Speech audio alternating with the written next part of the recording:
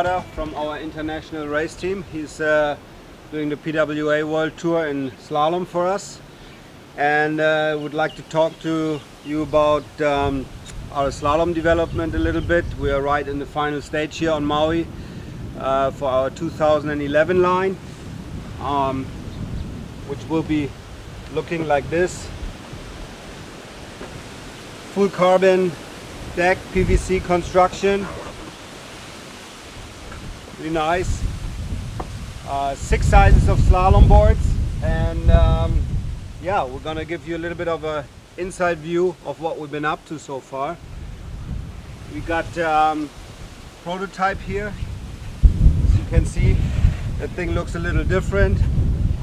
There's a recess in the deck shape, so the sail comes lower.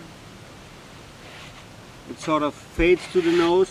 We have additional volume between the straps, so if you actually look at the volume of the board, you can see that quite nicely, how you have sort of the thickest point of the volume flow around here.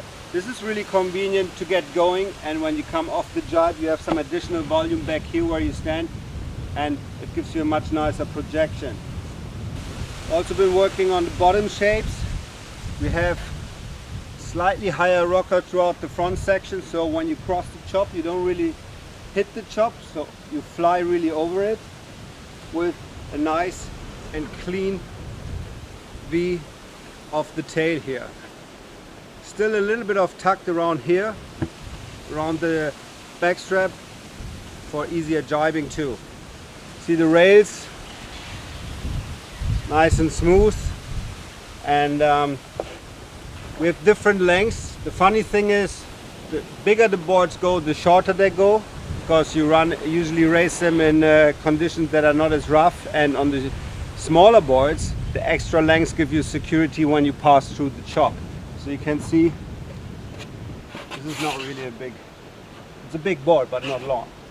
So maybe Peter can tell us about a little bit how the last week went for him. I think we spent a lot of time on the water, actually both of us and the rest of the team, to get a feeling for these prototypes and make sure we deliver the best boards in the market for the 2011 season. Yeah, I'm quite impressed with what Sebastian came up with here. We've been sailing a lot on these boards and it's been really good fun. Mainly what I noticed is that the trim of the board is really good. You have a nice stable stance. You know, you get a gust of wind, and it wants to just project you forward without the nose coming up of the board. So it's much more comfortable to ride. The boards are very stable, and that means that you can make your position on the board and you're not getting moved around and thrown around a lot. You know, you can just concentrate on the pressures of the sail, sheet in, you know, and accelerate. So yeah, I'm really impressed also with the planing abilities of this.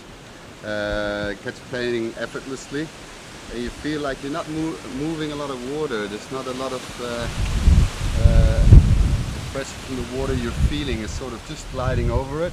So very little drag, yeah? So the board flies effortless over the chop. Would you say that like any recreational sailor can get on one of these and go fast, or is this really technical to sail in the end? Well, of course, I've been riding the 2010 boards and they're already really nice. The main thing is that they're really fast. That's my most important thing. But for a recreational sailor, they would have been improving a lot, because they're a lot easier to ride also for me, which means that you can go faster because you don't have to wrestle the board at all.